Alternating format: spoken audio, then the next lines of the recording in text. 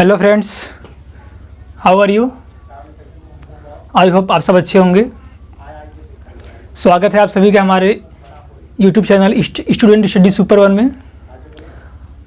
तो उस दिन हम अपने फर्स्ट लेक्चर में आप लोगों को बताए थे कि किसी भी संख्या का वर्ग कैसे निकालते हैं, लेकिन आज हम आप लोगों को बताएंगे किसी भी परफेक्ट नंबर का, किसी भी परफेक्ट संख्या का वर्गमूल कैसे निकालते हैं। हम लोग वर्ग तो जान गए थे, लेकिन आज हम सीखेंगे कि किसी भी परफेक्ट नंबर का वर्गमूल कैसे निकालते हैं। आज केवल जानेंगे कि परफेक्ट नंबर का वर्गमूल कैसे निकालते हैं। इसके बाद जो संख्या परफेक्ट नहीं है उसका भी वर्गमूल निकालना सीखेंगे, लेकिन आज केवल परफेक्ट संख्या का वर्गमूल कैसे निकालते हैं वो जानेंगे। तो चलिए बिना टाइम वेस्ट करते हुए एक नई उमंग के साथ कुछ सीखते हैं। देखिए, नॉर्मली तौर पर हम लोगों ने चाहे जो भी अब तक जो कक्षा 6, 7, 8 में जो भी पढ़े हैं, जिस तरह से वर्गमूल निकालना सीखे हैं वो ऐसे सीखे हैं कि या तो गुणनखंड विधि सीखे हैं। पहला क्या हम सब सीखे हैं? गुणनखंड विधि। पहला सीखे हैं गुणनखंड विधि। दूसरा सीखे हैं भाग विधि। क्या सीखे हैं? भाग विधि। लेकिन आज के दौर में हम इन दोनों विधियों को नहीं देखेंगे, कुछ अलग देखेंगे, कुछ नया ट्रिक देखेंगे, जिससे हम बहुत कम समय में अपने क्वेश्चन को सॉल्व कर लेंगे। तो आइए देखते हैं वो ट्रिक क्या है। उसके पहले हमें थोड़ा सा कुछ चीज़ जानना जरूरी है। जैसे किसी भी क्वेश्चन का यूनिट डिजिट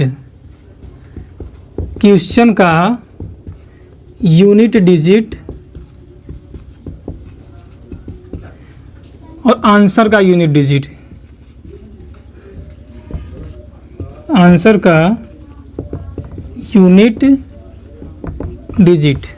देखिए, बस थोड़ी सी चीज़ें आप लोग ध्यान दीजिए, बाकी आंसर तो सेकंडों में आएगा।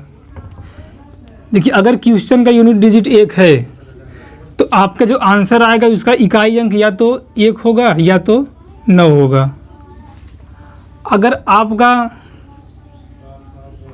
यूनिट डिजिट 4 है, क्वेश्चन का यूनिट 4 है, तो जो आपका आंसर होगा वो या तो आंसर का इकाई अंक या तो 2 होगा या तो 8 होगा। अगर 5 है तो आंसर 5 होगा। अगर ये 6 है तो आंसर 6 होगा। अगर ये 9 है तो ये 3 होगा या तो 7 होगा। बस हमको केवल इतना जानना है कि अगर किसी भी क्वेश्चन का इकाई अंक 1 है तो उसका जो आंसर आएगा उसका इकाई अंक या तो 1 होगा या तो 9 होगा। अगर 4 है तो आंसर का इकाई अंक 2 होगा या तो 8 होगा। अगर 5 है तो 5 का 5 होता है। 6 है तो 6 का 6 होता है। 9 है तो 9 का 3 होगा या 7 होगा। बस इसको ध्यान दीजिए, बाकी बहुत जल्दी आंसर आएगा।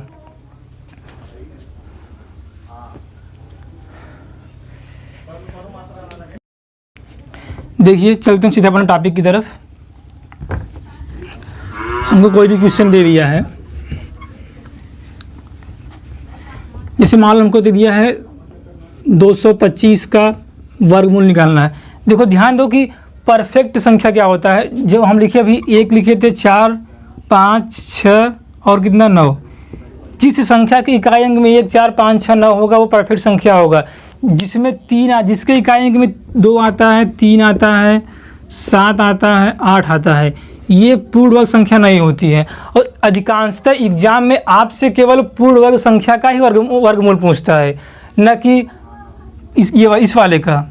एग्जाम में क्या क्वेश्चन यही देता है, पूर्ण वर्ग संख्या का वर्गमूल बताइए। हम इसको भी देखेंगे, लेकिन आज केवल ये वाला देखेंगे, पूर्ण वर्ग संख्या का वर्गमूल कैसे निकालते हैं। तो देखिए, हमको किसी भी संख्या का वर्गमूल निकालने के लिए कम से कम 1 से लेकर 25 तक किसी भी संख्या का वर्ग याद करना बहुत ज़रूरी हो जाता है। और अगर आपको नहीं भी याद है तो हमारे पिछले वाले वीडियो में आप जो हमारा फर्स्ट वीडियो डाले हैं उसमें जाकर पहले आप वर्ग निकालना सीखिए। अगर मान लो कि आपको 1 से लेकर 25 तक के वर्ग नहीं याद है तो उससे आप 1 से लेकर 25 तक के वर्ग आराम से निकाल सकते हैं, जो हम फर्स्ट वीडियो डाले हैं अपने यूट्यूब चैनल पर। तो कम से कम हमको 1 से लेकर 25 तक का वर्ग याद करना, उसके बाद उसके आगे का जो भी संख्या है वो जो भी वर्गमूल है हम उसका बहुत ही आसानी से कर लेंगे। चलिए, जैसे हमको मान लो कोई क्वेश्चन दे दिया है कि 841 का हमको क्या निकालना है? वर्गमूल निकालना है।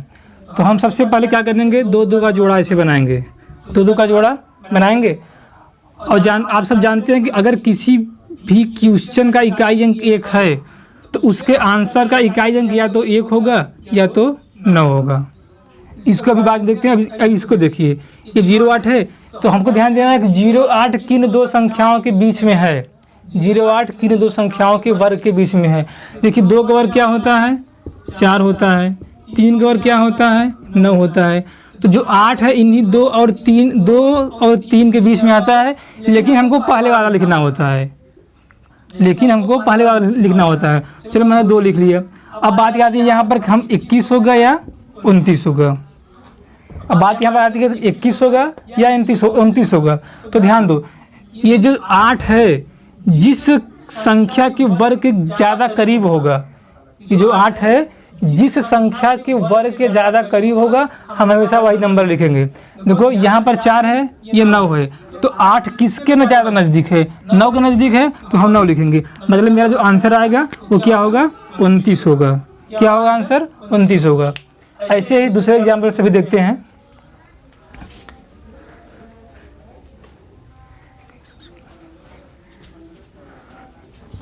चलिए हम दूसरे एग्जाम्पल के साथ देखते हैं। जैसे मान लो हमको दे दिया है क्वेश्चन 2116 का वर्गमूल हमको निकालना है। तो हम सबसे पहली बात ये होती है कि हम जोड़ा बनाएंगे। जोड़ा बन गया। अब देखें ना, किसी भी क्वेश्चन का इकाई अंक अगर 6 है, किसी भी क्वेश्चन का इकाई अंक अगर 6 है, तो उसके उत्तर का जो इकाई अंक होगा वो भी कितना होगा, 6 ही होगा। कितना होगा, 6 ही होगा। अब देखिए बात ये इस दोनों की आती है।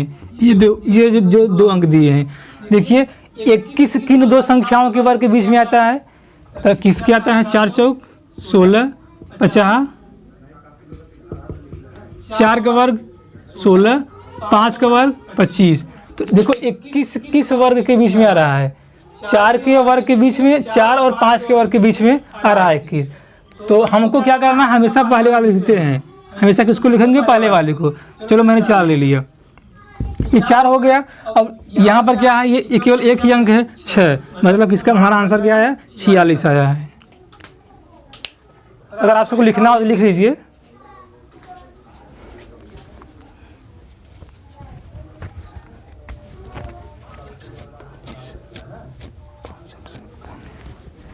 चलिए कोई और क्वेश्चन देखते हैं। कोई भी एग्जाम्पल ले लेते हैं। जैसे चलो मान लेते हैं हमको दे दिया है 6241 का वर्गमूल निकालने के लिए। देखिए फिर हमारा वही काम, सबसे पहले क्या करेंगे, 2-2 का पेयर बनाएंगे। 2-2 का पेयर बना लिए। किसी संख्या का क्वेश्चन का इकाई अंक 1 है, तो उसका जो आंसर है उसका इकाई अंक क्या होगा, या तो 1 होगा या तो 9 होगा। हमने रख लिया। उसके बाद देखिए 62 किन दो संख्याओं के वर्ग के करीब होता है। क्या होता है, 8 का वर्ग कितना होता है, 64, और 7 और कितना होता है, 49। यानी कि 62 जो है 49 और 64 के बीच में कहीं आएगा, यही 62 आएगा, 49 और 64 के बीच में आएगा। लेकिन हमको क्या करना पड़ता है, पहले वाला लिखना पड़ता है। मतलब 7 हम लिख लिए, 7 लिख लिए। अब बात यहाँ फंसती है कि 71 होगा या 79 होगा। तो चलिए उसको भी क्लियर करते हैं। ये जो 62 है, जिसके ज़्यादा करीब होगा वही आंसर होगा। ये जो 62 है जिसके ज़्यादा करीब होगा वही हमारा आंसर होगा। देखो 62 किसके ज़्यादा करीब है, 49 के या 64 के। तो 64 ज़्यादा करीब है, मतलब हमको क्या, हमारा आंसर क्या आएगा, 9। 49 ज़्यादा करीब है या 64 के, तो हमने क्या देखा, 64 करीब, मतलब दूसरा वाला, ये 9 वाला आंसर लेंगे। मतलब ये 9 का हमारा आंसर कितना आएगा, 79। ये वाला आंसर गलत है, ये 79 आएगा।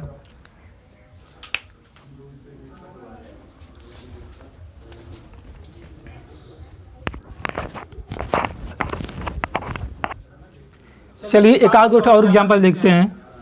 एक आध दो एग्जाम्पल के साथ और समझते हैं, बस समझ में आ जाएगा आप लोगों को। चलिए हमको जैसे कह दिया निकालने के लिए 6724 का वर्गमूल निकालिए। क्या कर देगा, 6724 का वर्गमूल निकालिए। तो हमारा फिर से वही काम, जोड़ा बनाएंगे ऐसे।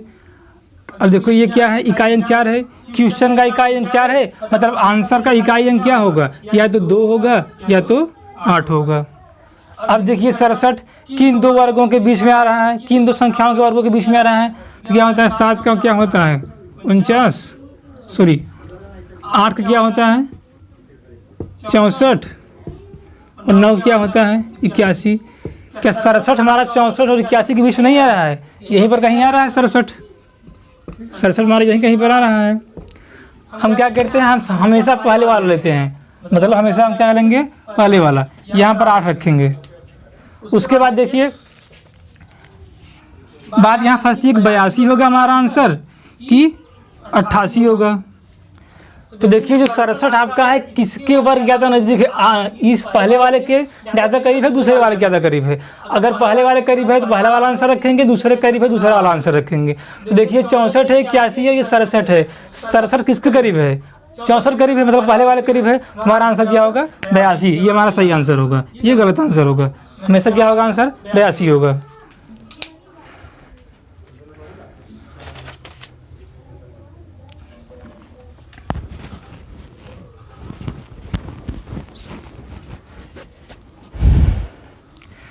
ठीक है दोस्तों, ये तो मान लो 2 अंक के हो गए। एक आध दो क्वेश्चन 3 अंक वाले संख्या का देख लेते हैं।